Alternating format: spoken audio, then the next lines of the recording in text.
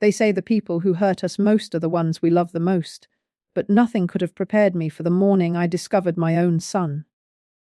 The boy I sacrificed everything for, the man I trusted with my life, had been systematically stealing from me and planning to throw me away like yesterday's newspaper. That morning changed everything, and I want to tell you how a 72-year-old woman found the strength to fight back when the world told her she was too old, too trusting, and too late.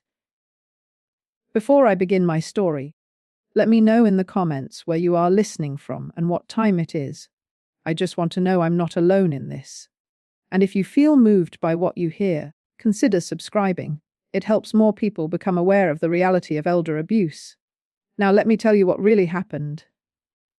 My name is Eleanor Washington, and until 3 months ago I thought I was living a blessed life. At 72, I was healthy, independent, and living in the same house where my late husband Robert and I raised our son Marcus.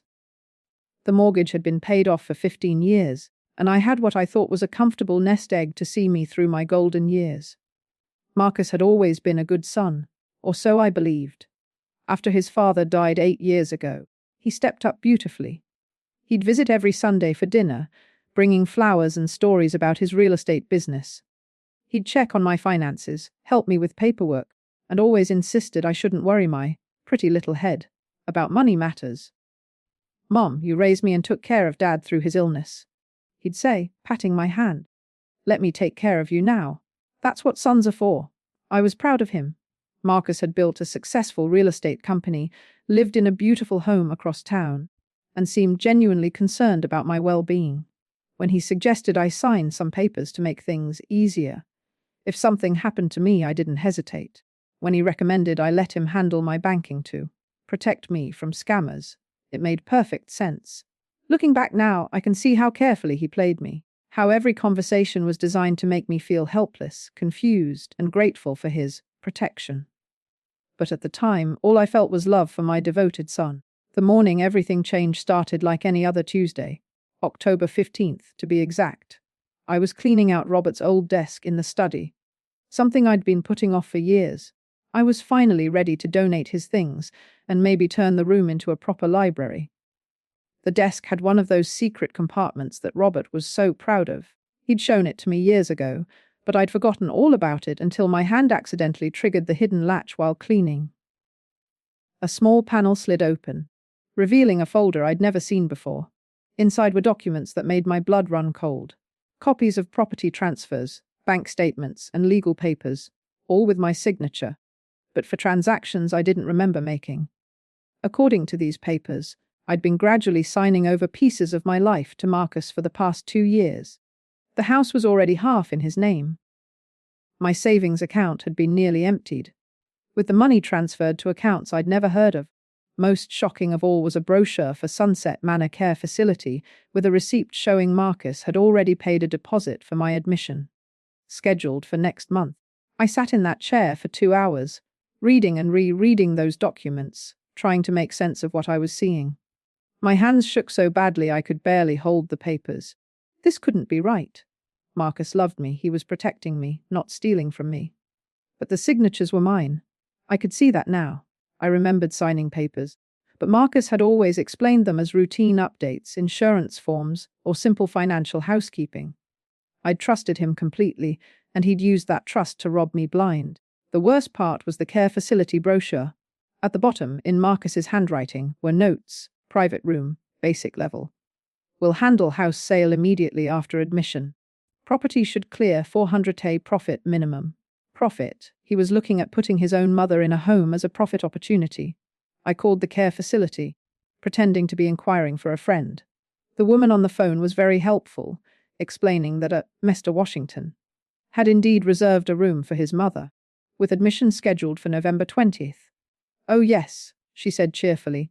He explained that his mother has early-stage dementia and can no longer live independently. "We have excellent programs for memory care patients." Dementia. He'd told them I had dementia. I hung up the phone and sat in stunned silence. My own son had been systematically destroying my life, lying to everyone about my mental state, and planning to warehouse me so he could steal my home.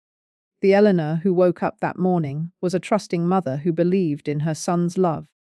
The Eleanor who went to bed that night was a woman who finally understood that sometimes the people who are supposed to protect you are the very ones you need protection from. But I wasn't going to go quietly. Not after everything I'd survived in my 72 years. Marcus might have thought he was dealing with a helpless old woman, but he was about to learn that this grandmother still had fight in her. The war for my life was about to begin. That night, I didn't sleep a wink. I kept going over every conversation, every paper I'd signed, every time Marcus had praised me for being so smart to let him handle things. The manipulation was so clear now that I felt sick to my stomach. How could I have been so blind? By morning, I'd made a decision. I needed help, but I couldn't trust just anyone. Marcus had already poisoned the well by telling the care facility I had dementia. Who else had he told? Who else would look at me and see a confused old woman instead of a victim of financial abuse? That's when I thought of Diane Foster.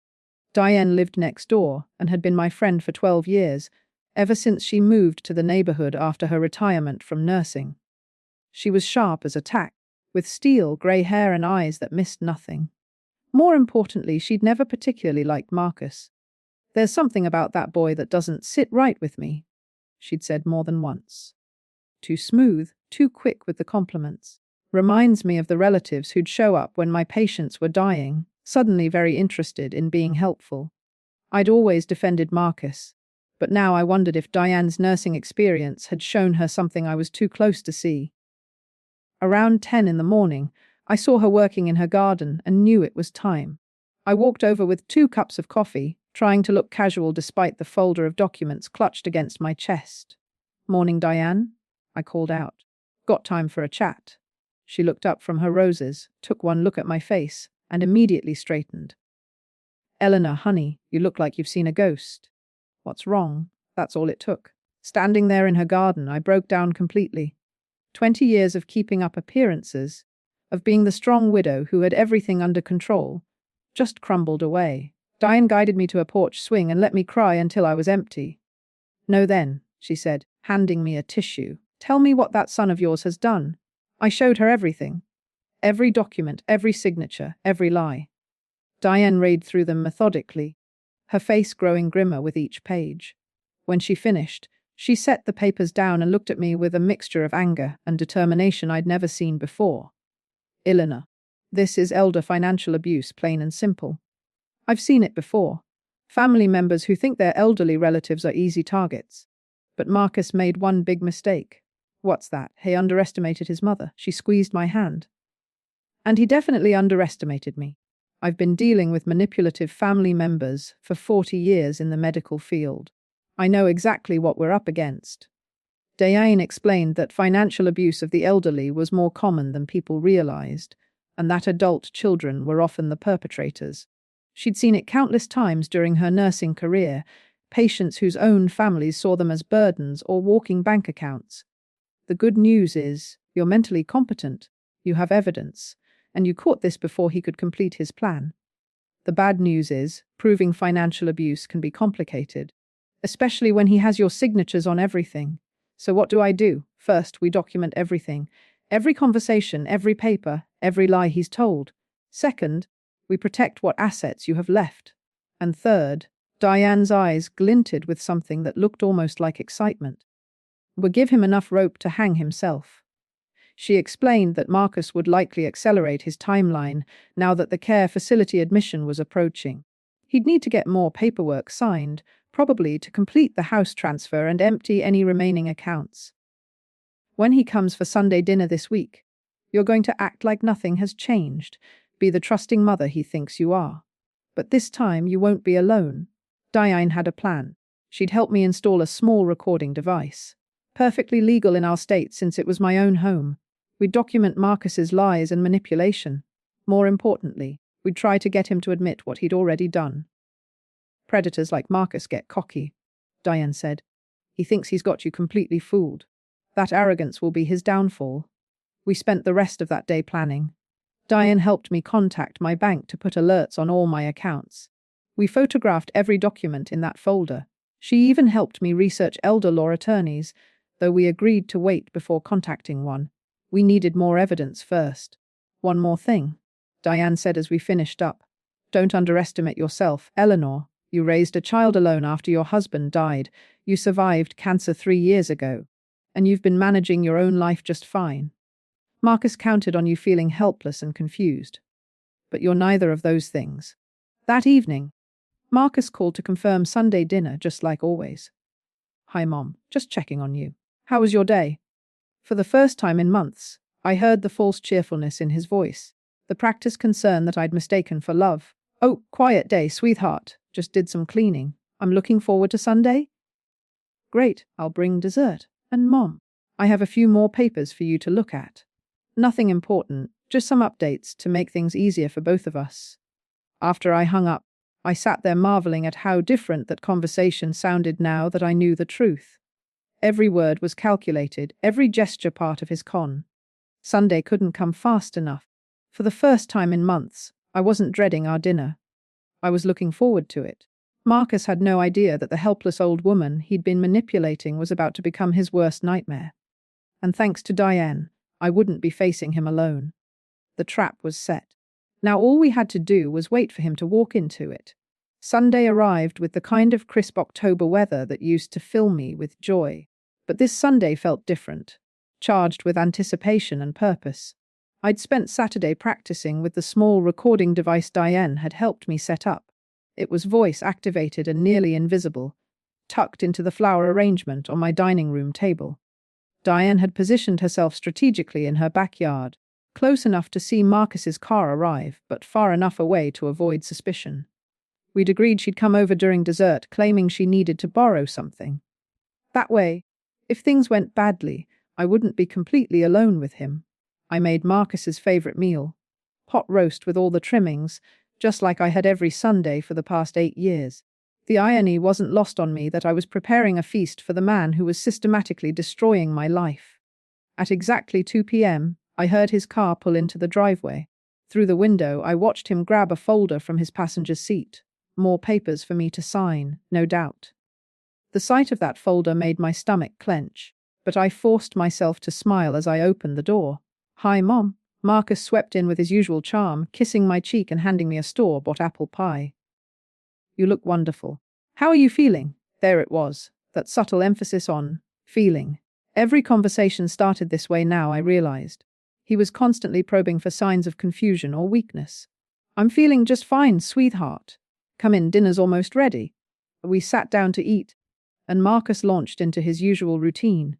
Stories about his business, compliments about my cooking, gentle questions about my health and daily activities. But now I could hear the interrogation beneath the small talk. So what did you do this week, Mom? Any visitors? Any phone calls? Oh, the usual. Diane and I had coffee yesterday. She's such good company. I saw a flicker of annoyance cross his face. You know, Mom, I worry about you spending too much time with neighbors.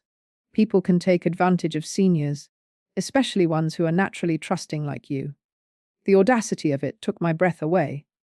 Here was the man who was robbing me blind, warning me about people taking advantage of my trusting nature. After dinner, as I was clearing the plates, Marcus pulled out his folder. Mom, I have a few papers here that need your signature. Nothing major, just some routine banking updates and insurance forms. I dried my hands slowly, buying time to steady myself. Of course, dear. What are they for? He spread 3 documents across the table, pointing to signature lines with a pen. The first was titled Power of Attorney Amendment.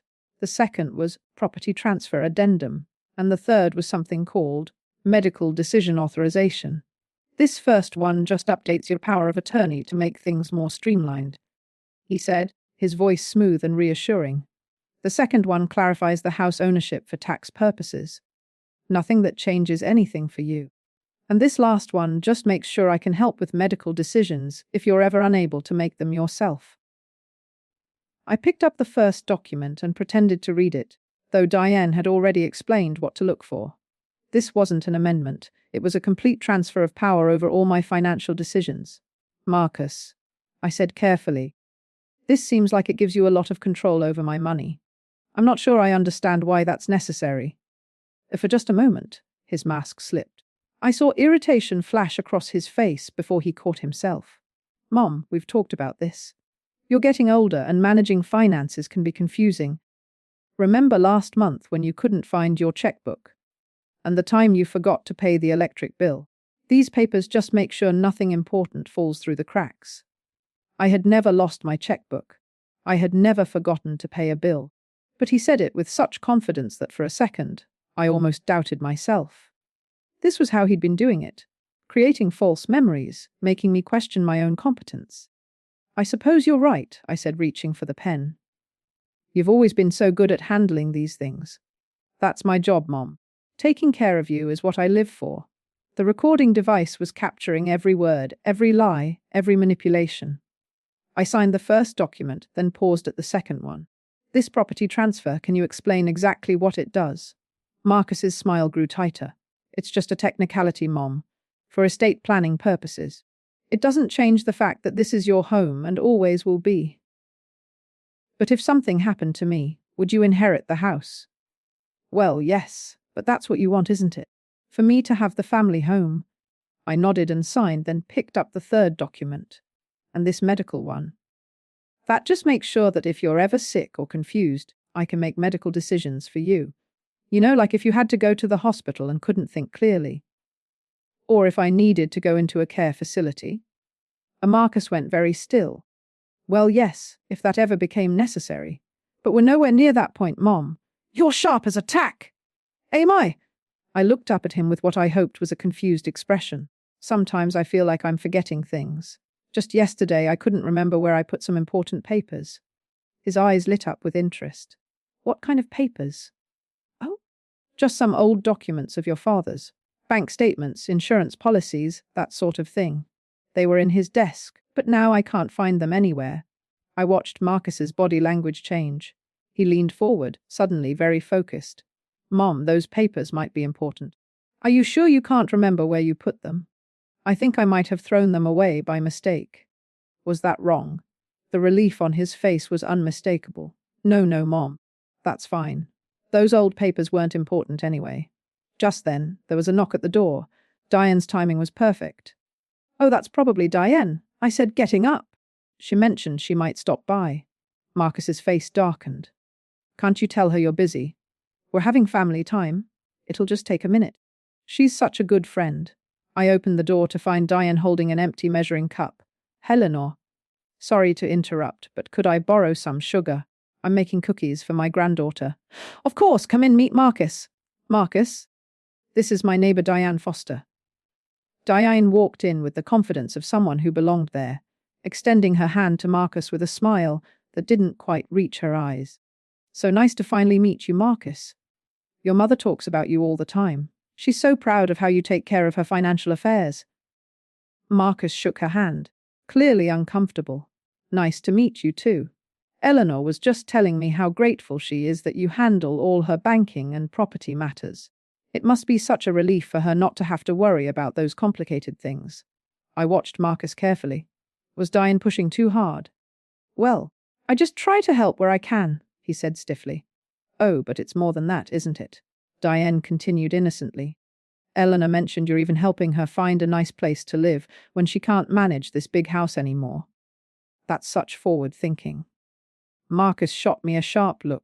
I don't recall discussing that with Mom. Oh, maybe I misunderstood, Diane said with a confused smile. I thought you mentioned something about a care facility, but perhaps that was someone else. The silence that followed was electric. Marcus's jaw was tight, and I could see him trying to figure out how much I actually knew. I should go, Diane said, still holding her empty measuring cup. Thanks for the sugar, Eleanor. Marcus, it was lovely meeting you. After she left, Marcus turned to me with an expression I'd never seen before, cold and calculating. Mom, what exactly have you been telling the neighbors about our private family business? For the first time since this nightmare began, I wasn't afraid of my son. I was disgusted by him. Nothing, dear, I said sweetly. Just how wonderful it is to have such a caring son looking out for me. But we both knew something had changed. The game was no longer entirely his to control, and every word of it was on tape. After Marcus left that evening, Diane came back over immediately. We sat at my kitchen table and listened to the recording 3 times, and with each replay, the magnitude of his deception became clearer. Eleanor, he's not just stealing from you, Diane said, her voice grim. He's systematically destroying your legal autonomy. Those documents he had you sign today. They give him complete control over your finances, your property, and your medical decisions. I stared at the papers I'd signed, feeling sick. But I can revoke them, can't I? Theoretically, yes. But that's where it gets complicated. He's been building a paper trail that suggests you're incompetent to make financial decisions. If you try to revoke these documents, he could argue that you're confused or being manipulated by others. Diane gestured toward her own house. That's why he was so uncomfortable with me being here. He knows that witnesses to your mental competency are dangerous to his plan. The next morning, Diane drove me to the office of Patricia Chen, an elder law attorney she'd researched online. Mrs. Chen was a small, fierce woman in her 50s who specialized in financial abuse cases. She listened to our recording without comment, reviewed all the documents, and then sat back with a deep frown. Mrs. Washington, I'm going to be direct with you. Your son has committed multiple felonies. Financial exploitation of an elderly person, forgery by deception, and possibly identity theft. The good news is we have excellent evidence. The bad news is that prosecution can be complicated when family members are involved. She explained that many elderly victims were reluctant to pursue criminal charges against their own children, which made these cases difficult for prosecutors. But she also said that Marcus had made several critical mistakes. First, he moved too fast. Most financial predators take years to complete this kind of systematic theft. Your son got greedy and sloppy. Second, he underestimated you. The fact that you discovered his plan and gathered evidence shows clear mental competency. Third, that recording is devastating. He admitted to multiple lies and manipulations. Chen outlined our options. We could pursue criminal charges, civil recovery of stolen assets, or both. But first, we needed to secure whatever money was left and revoke the documents I just signed. We need to act quickly, she warned. Based on what you've told me about the care facility, he's planning to accelerate his timeline. He'll probably try to move you within the next few weeks and complete the house transfer immediately after. That afternoon, armed with Mrs. Chen's power of attorney revocation documents, I went to my bank. It was devastating to learn the full scope of Marcus's theft. Over the past 18 months, he'd transferred nearly $180,000 from my accounts to various accounts in his name. My savings account, which had once held my entire life's security, now had less than $3,000. The bank manager, a kind woman named Janet, explained that the transfers had all appeared legitimate because they bore my signature and were accompanied by power of attorney documents. I'm so sorry, Mrs. Washington. We see this more often than we'd like. Adult children who take advantage of their parents' trust. The good news is we can freeze your remaining accounts immediately and start tracking where your money went. When I got home, I found Marcus's car in my driveway. Through the window, I could see him inside my house, talking animatedly on his phone. My blood ran cold. He was using his key, treating my home like it already belonged to him. I called Diane immediately. He's here, inside my house. I'm coming over. Don't go in alone. When Diane and I entered through the front door, we found Marcus in my bedroom, going through my jewelry box. On my bed were several items: my grandmother's pearl necklace, my wedding ring set, and my mother's gold bracelet. Marcus, what are you doing? He spun around, his face flushed with guilt and anger. Mom, you scared me. I noticed some of your jewelry was getting tarnished. I thought I'd take it to be cleaned for you.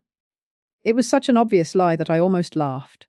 That's very thoughtful, but I can take care of my own jewelry. Mom, at your age, it's easy to lose track of valuable items. Remember when you couldn't find those papers? I'm just trying to help keep your valuables safe. Diane stepped forward. Marcus, isn't it interesting how much help your mother suddenly needs? Just last week, she seemed perfectly capable of managing her own affairs. Marcus's expression hardened. I'm sorry, but this is a private family matter. I'd appreciate it if you'd leave. Actually, I said, surprising myself with the strength in my voice, Diane is welcome in my home anytime. You, however, are not. I'd like my house key back. The silence that followed was deafening. Marcus stared at me as if I'd grown a second head. Mum, what's gotten into you? Have you been taking your medications? You're not acting like yourself. And there it was. The gaslighting. The immediate assumption that any resistance from me must be due to mental incompetence. I'm acting exactly like myself, I said calmly. I'm acting like a woman who's discovered that her son has been stealing from her. Marcus's face went white, then red. Stealing? Mom, that's a terrible thing to say. I've been helping you, protecting you. Everything I've done has been for your own good, like putting a deposit on a care facility without telling me. The color drained completely from his face. How did you, Mom? Who's been filling your head with these ideas? Has she been poisoning you against me? He pointed at Diane. Nobody's been poisoning me, Marcus. I found the papers. I found the receipt for Sunset Manor. I know you told them I have dementia. For a long moment, Marcus just stared at me. Then his whole demeanor changed. The loving son mask slipped away completely, replaced by someone I didn't recognize. Fine, he said coldly. You want to know the truth? You're right. I did put a deposit on Sunset Manor. Because you're going there whether you like it or not. You signed the medical power of attorney yesterday, remember? And if I determine you're no longer competent to live alone, you don't have a choice. Diane gasped, but I felt strangely calm.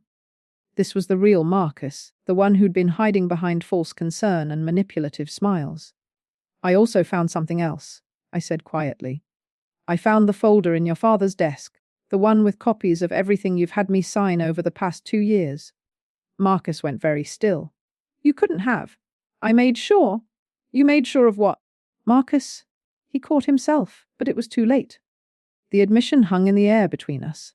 You made sure I wouldn't find evidence of what you've been doing to me, I continued. But you didn't count on your father being smarter than both of us. He kept copies of everything, including the original will that leaves everything to me. This was a bluff. I'd found no such will. But Marcus's reaction told me everything I needed to know. That's impossible, he said. Dad never. He wouldn't have. Then he stopped himself again. Wouldn't have what? Wouldn't have protected me from you. Wouldn't have suspected that his own son might try to steal from his widow. Marcus's phone rang. He glanced at it and his face went even paler. I have to take this. He stepped into the hallway, but his voice was loud enough for us to hear. No, I don't have the money yet. I told you it's taking longer than expected. She's being difficult. No, I can't just wait until next month. I need more time. When he came back, he looked desperate. Mom, listen to me. I'm in some trouble, okay? Some business investments went bad, and I owe some people money. Serious people. I was going to pay them back after we sold the house.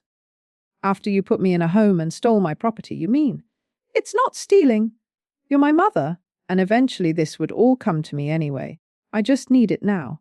The casualness with which he discussed stealing my life away was breathtaking.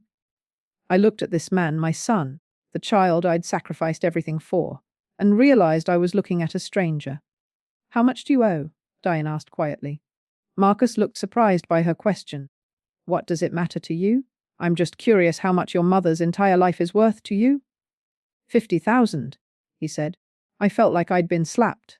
He'd stolen nearly 200,000 from me and was planning to steal my home worth 400,000. All to cover a 50,000 debt. I said quietly. I want you to leave. Now, and I want my key. Mom, you don't understand. These people don't just want money. They want blood if they don't get paid. You're my mother. You have to help me. I raised you. I educated you. I loved you unconditionally for 45 years. That was my help. What you're doing now isn't asking for help. It's demanding that I sacrifice my life for your mistakes. And Marcus looked back and forth between Diane and me, his desperation growing. Fine, keep the house for now. But I'm not giving up. Those documents you signed are legal, and I'll use them if I have to. No, I said firmly. You won't, because tomorrow morning, I'm revoking every document I signed. I'm pressing criminal charges for financial abuse, and I'm changing all my locks. Marcus stared at me for a long moment, and I saw something dark and ugly flicker across his face. You'll regret this, Mom. You think you're so smart, but you're just a confused old woman. And when you're sitting alone in that house with no family, no help, and no one who cares about you, remember that you chose this. He threw my house key on the floor and walked out, slamming the door behind him. I stood there shaking, not from fear, but from anger and grief. I was mourning the son I thought I had while facing the reality of the man he actually was. But I wasn't alone. Diane put her arm around me, and for the first time since this nightmare began, I felt truly strong.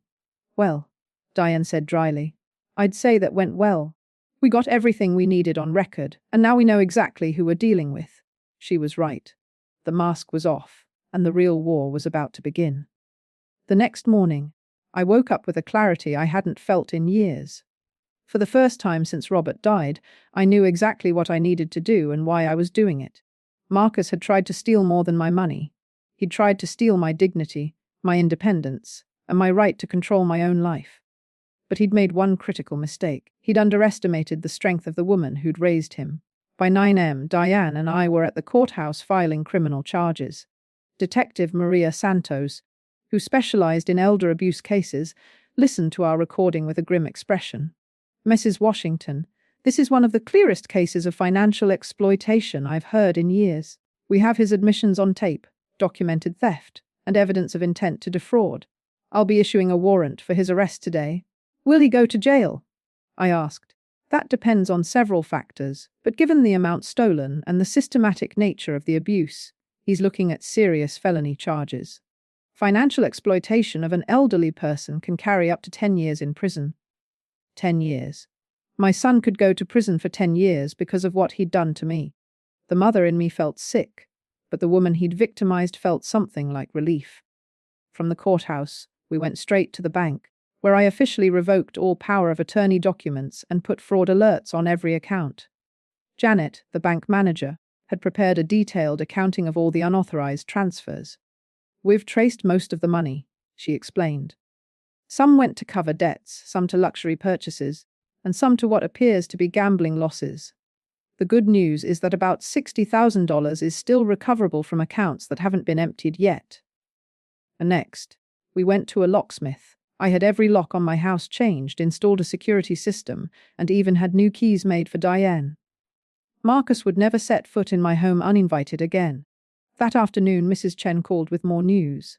Eleanor, I've filed all the revocation documents. Legally, your son no longer has any authority over your finances or medical decisions. I've also contacted Sunset Manor and informed them that the admission was arranged without your consent or knowledge. They're refunding the deposit immediately. But the best news came that evening. Detective Santos called to tell me that Marcus had been arrested at his office. He'd been charged with financial exploitation of an elderly person, forgery, and identity theft. He's demanding to see you, Detective Santos said. Claims he wants to apologize and make things right. You're under no obligation to see him, but if you choose to, it would be in our controlled environment with recording equipment. I thought about it for a long time. Part of me wanted to see him, to look into his eyes and try to understand how the little boy I'd loved had become someone capable of destroying me. But a bigger part of me knew that seeing him would just be another manipulation opportunity for him.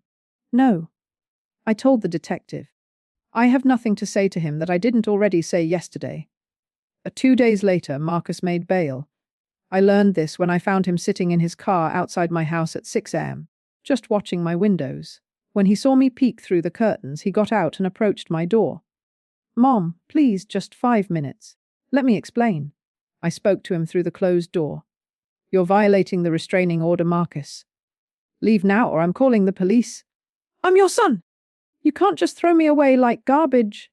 You threw yourself away when you decided to steal from me and lie to me for 2 years. He stood there for another few minutes, and I could hear him crying. Despite everything, my heart broke a little. This was still the child I'd rocked to sleep, the boy I'd helped with homework, the young man I'd been so proud to see graduate college. But he was also the man who'd looked me in the eye and lied about having dementia, who'd planned to warehouse me in a care facility so he could steal my home, who'd called me a confused old woman when I'd fought back. When I heard his car drive away, I called Detective Santos to report the violation. An hour later, Marcus was back in jail. That evening, Diane and I sat on my porch with glasses of wine, watching the sunset. For the first time in months, I felt truly peaceful. How are you holding up? Diane asked. You know what's strange? I feel lighter. Like I've been carrying a weight I didn't even know was there. Guilt, Diane said simply. You've been feeling guilty for being a burden, for needing help, for getting older. Marcus made sure you felt that way. It was part of his control strategy. She was right. For years I'd felt apologetic about my existence, grateful that my son was willing to help, Me, worried about being too much trouble. But I wasn't a burden. I was a 72-year-old woman who'd lived a full life, raised a child alone, survived cancer, and was perfectly capable of managing my own affairs. I keep thinking about what Robert would say if he knew, I said. Robert would be proud of you, Diane replied firmly. You didn't just protect yourself, you protected other elderly people by making sure Marcus faces consequences. How many other families might he have targeted if he'd gotten away with this? 3 days later, I got a call from Marcus's ex-wife, Jennifer. We'd barely spoken since their divorce 5 years ago, but her voice was warm and concerned. Eleanor, I heard about what happened. I wanted you to know that I'm not surprised, and I'm proud of you for fighting back. What do you mean, not surprised? Jennifer was quiet for a moment. Marcus tried something similar with my grandmother before we divorced. Nothing as elaborate as what he did to you, but he convinced her to loan him $15,000 that he never paid back. When I confronted him about it, he said she was getting senile anyway and wouldn't remember. My blood ran cold. Why didn't you tell me? I tried to, indirectly. Remember when I said I was worried about how much time he was spending managing your finances? But you defended him, and I didn't want to come between you and your son without proof. Another victim. Another elderly woman Marcus had targeted and stolen from. I wondered how many others there had been. Jennifer, would you be willing to testify about what happened with your grandmother? Absolutely. In fact, I already called Detective Santos. The pattern of behavior will help your case enormously. That night, I called my pastor, Reverend Williams, and asked him to come for coffee. I'd been a member of his congregation for 20 years, and I needed spiritual guidance about what I was going through. Eleanor, he said after I'd told him everything, you're struggling with grief. You're mourning the son you thought you had while dealing with the reality of who he actually is. That's one of the hardest kinds of loss to process. I keep wondering if I failed him somehow. If I'd been a better mother, would he have turned out different? Reverend Williams shook his head. You gave that boy love, education, opportunity, and moral guidance. You modeled integrity and hard work. Marcus made his own choices, and those choices reflect his character, not your parenting. But he's still my son. Yes, he is. And loving someone doesn't mean enabling their destructive behavior or allowing them to victimize you. Sometimes the most loving thing you can do is hold someone accountable for their actions. A week later, Mrs. Chen called with an update on the criminal case. Marcus's attorney had approached the prosecutor about a plea deal. He's willing to plead guilty to reduced charges in exchange for full restitution and community service. No jail time, but he'd have to pay back every penny plus interest, and he'd be on probation for 5 years. What do you think I should do? That's entirely up to you, Eleanor. Legally, you'd get your money back faster with a plea deal. Emotionally, only you can decide if that feels like justice. I thought about it for days.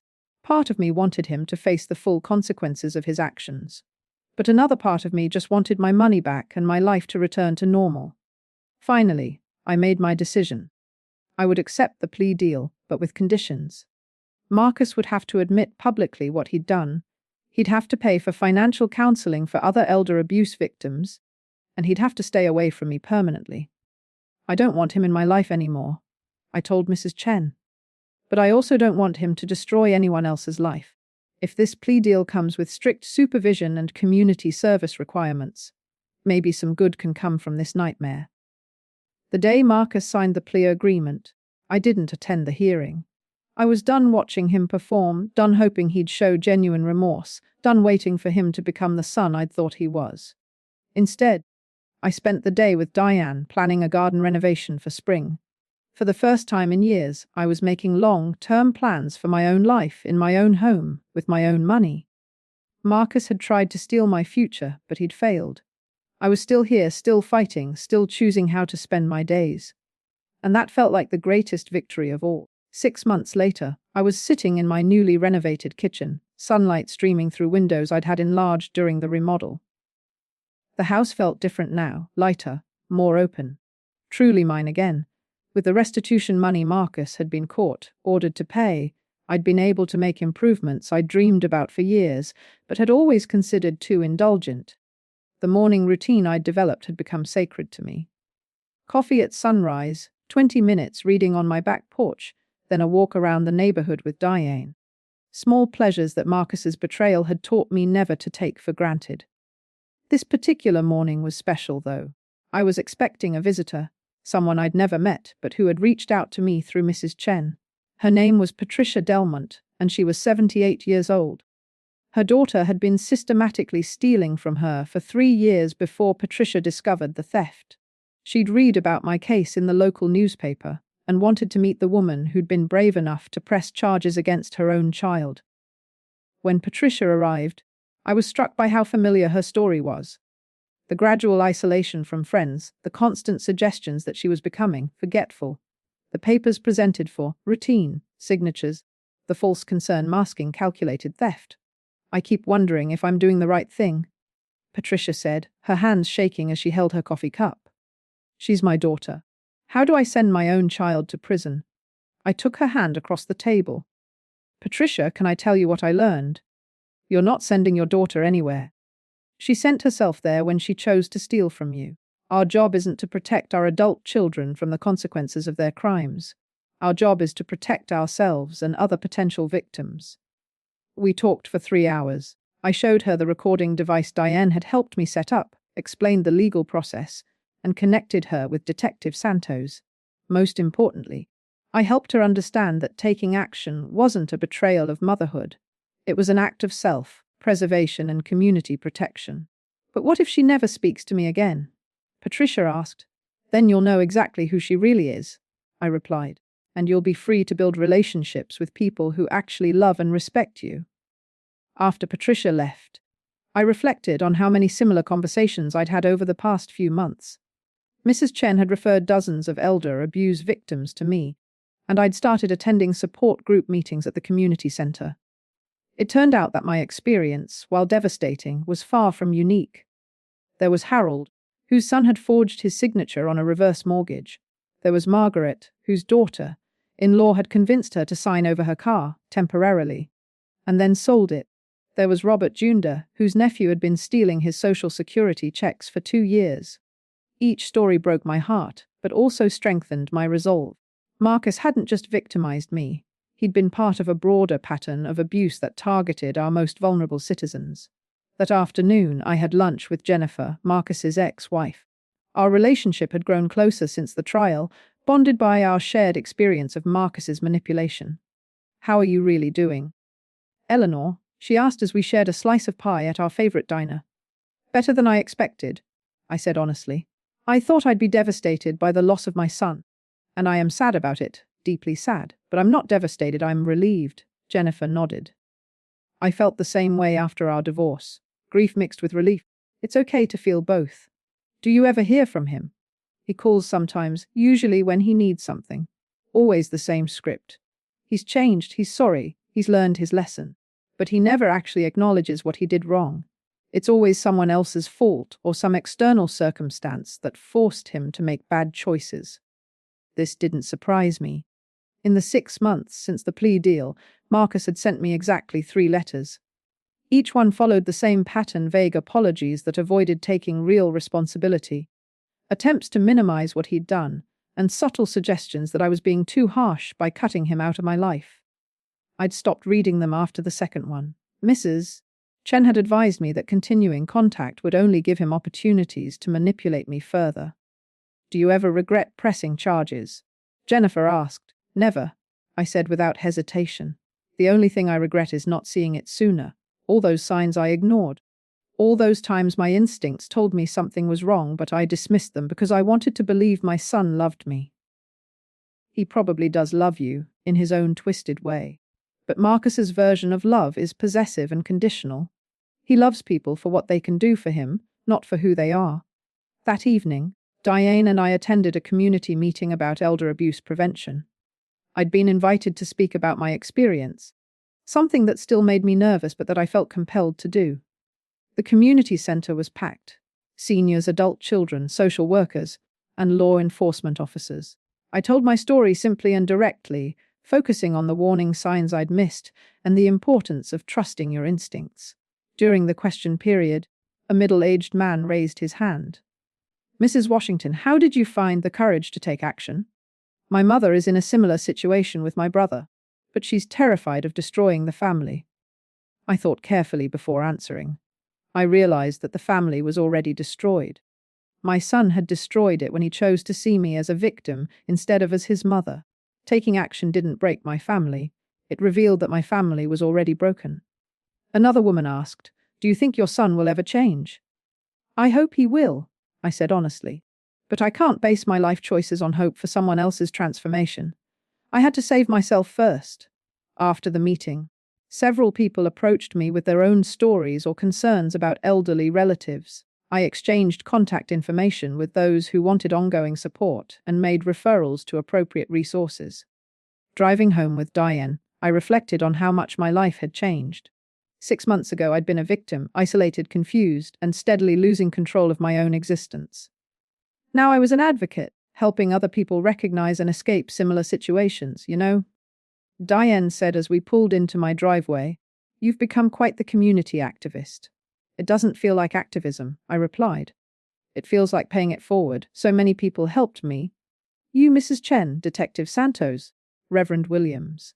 If I can help even one person avoid what I went through, then something good will have come from this nightmare." That night, as I was getting ready for bed, I found myself looking at the family photos I'd rearranged on my dresser. I'd removed all the recent pictures of Marcus, the ones where his smile looked false and his eyes looked calculating. But I'd kept the older ones, Marcus as a baby, as a little boy, as a young man graduating college. Those pictures represented the son I'd loved, even if that son had never really existed. I was learning to grieve for the relationship I'd thought we had, while accepting the reality of who Marcus actually was. I was also learning to appreciate the relationships I did have. Diane, who'd proven to be more loyal than family. Jennifer, who understood my pain in ways others couldn't. The support group members who'd become genuine friends. Mrs. Chen, who'd become both attorney and mentor. At 72, I was building new relationships based on mutual respect and genuine affection. I was making plans for my future that didn't depend on anyone else's approval or assistance. I was living in my own home, managing my own finances, and making my own decisions. Marcus had tried to steal my independence, but he'd actually given me something unexpected: the knowledge that I was stronger than I'd ever imagined. Strong enough to face the truth about someone I loved. Strong enough to take action when that truth was painful. Strong enough to build a new life from the ashes of betrayal. Tomorrow, I had lunch plans with Patricia Delmont to help her prepare for her daughter's arraignment. Next week, I was volunteering at a legal clinic for seniors. Next month, Diane and I were taking a trip to Italy, something I'd dreamed of doing but had never felt worthy of before. I was 72 years old, and for the first time in years, I felt like my life was just beginning. 1 year later, I stood in the departure lounge at the airport, boarding pass in hand for my flight to Rome. Diane was beside me, equally excited about our long-planned adventure. At 73, I was about to take my first international trip, something I'd always dreamed of but never thought I deserved. The past year had been a journey of rediscovering who Eleanor Washington really was, separate from being someone's mother, someone's wife, or someone's victim. I'd learned that I was braver than I'd imagined, stronger than I'd believed, and more capable than anyone, including myself, had given me credit for. The elder abuse support group I'd helped start now met weekly, and had grown to over 30 members. We'd successfully lobbied for stronger local laws protecting seniors and had helped dozens of families navigate the complicated emotions and legal processes involved in elder abuse cases. Patricia Delmont had become one of my closest friends. Her daughter had pleaded guilty and was serving 2 years in prison, but Patricia had emerged from the experience transformed. She'd gone back to school at 78 to become a certified victim advocate and now worked part-time at the district attorney's office. "I wasted so many years feeling guilty for existing," she'd told me recently. "Now I wake up every day knowing I have work to do and people who need my help." That sentiment perfectly captured how I felt too. As Diane and I settled into our airplane seats, I thought about the letter I'd received from Marcus the week before. It was different from his previous attempts at contact, longer, more detailed, and for the first time, it contained what seemed like genuine accountability. He'd written about the gambling addiction that had driven his initial financial problems, The shame that had made him too proud to ask for help honestly, and the way his desperation had slowly transformed into a cold calculation that had horrified even him. I convinced myself that I was protecting you by handling everything, he'd written. But the truth is, I was protecting myself from having to admit that I'd failed. Every lie I told you, I told myself first, by the time I realized how far I'd fallen. I was too scared to stop and too proud to confess. He'd also written about the therapy he'd been attending and the financial counseling he'd completed as part of his plea agreement. He didn't ask for forgiveness or to resume contact. He simply acknowledged the full scope of what he'd done and expressed genuine remorse for the pain he'd caused. I'd read the letter 3 times, and for the first time since this nightmare began, I'd felt something other than anger or grief when thinking about Marcus. I'd felt pity. Not the kind of pity that excuses harmful behavior, but the kind of pity you feel for someone who'd thrown away everything valuable in their life through their own poor choices. I'd shown the letter to Mrs. Chen, who'd become not just my attorney but a trusted friend. "What do you think?" I'd asked her. "Is this real?" "It might be," she'd said carefully. "But Eleanor, even if it is real, that doesn't change what he did or obligate you to respond. Forgiveness is a gift you give yourself, not something you owe to people who've hurt you." I'd decided not to respond to the letter, but I had done something else. I'd written my own letter, not to Marcus, but to myself. A letter acknowledging the mother I'd been, the woman I'd become, and the future I was choosing to create. In that letter, I'd written, "I forgive myself for trusting someone who wasn't trustworthy. I forgive myself for missing the signs of manipulation. I forgive myself for the years I spent feeling guilty for needing help or taking up space in the world. Most importantly, I forgive myself for believing that my worth was tied to other people's treatment of me." As our plane took off, I looked down at the city where I'd lived my entire life, where I'd raised a child, where I'd been betrayed, and where I'd found the strength to fight back. From 30,000 feet, it all looked so small, so manageable. Diane squeezed my hand. "Any regrets?" I thought about the question seriously. Did I regret the pain, the loss of my relationship with Marcus, the shattering of my illusions about family loyalty? "No," I said finally. "Not about fighting back. Not about taking control of my life. Not about refusing to be a victim." What about Marcus? That was harder to answer. I regret that he made the choices he made. I regret that I lost the son I thought I had. But I don't regret discovering who he really was, because living in that illusion was slowly killing me. The flight attendant came by offering champagne, and Diane and I accepted glasses. We toasted to new adventures, to second chances, and to the discovery that it's never too late to reclaim your life. 3 hours into the flight, I opened my journal, a practice I'd started in therapy, and began writing about the trip, about my hopes for seeing the Sistine Chapel and the Colosseum, about the cooking class we'd booked in Tuscany. But my thoughts kept returning to the community center meeting scheduled for the week after our return. I was giving the keynote speech at a regional conference on elder abuse prevention.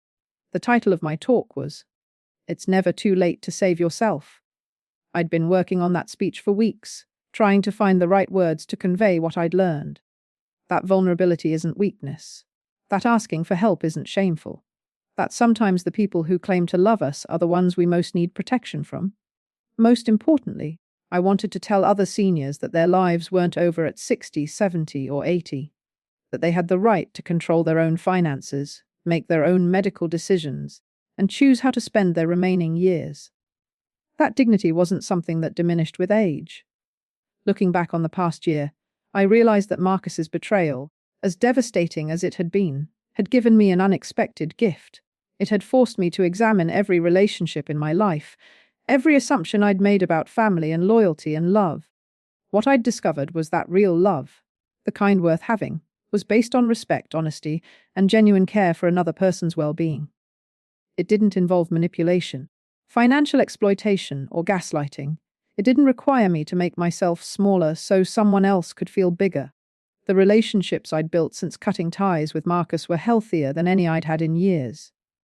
Diane respected my intelligence and independence. Jennifer valued my insights and experience. The members of our support group saw me as a leader and mentor, not as a burden or a source of resources. At 73, I was surrounded by people who genuinely cared about my happiness and well-being. I was financially secure, living in my own home, making my own decisions. I was contributing to my community in meaningful ways and had plans and dreams for the future. Marcus had tried to convince me that I was too old, too confused, and too helpless to manage my own life. He'd been catastrophically wrong. I wasn't too old for anything. Not for new friendships, not for travel, not for learning, not for fighting back when someone tried to harm me. As I settled in for the long flight to Rome, I felt a deep sense of peace. Not the peace of resignation or acceptance of diminishment, but the peace that comes from knowing exactly who you are and refusing to let anyone else define your worth. The morning Marcus shattered me with his betrayal, I thought my life was ending. I thought I'd lost everything that mattered, my security, my trust, my family, my future. But I was wrong. That morning wasn't an ending at all. It was the first day of the rest of my life. And what a beautiful life it was turning out to be. If you're listening to this and you recognize yourself in my story, if someone is pressuring you to sign papers you don't understand, isolating you from friends, or making you feel confused about your own competence, please know that you deserve better. You deserve respect, honesty, and genuine love. And it's never too late to save yourself. Trust your instincts. Ask for help. Fight back. You're stronger than you know.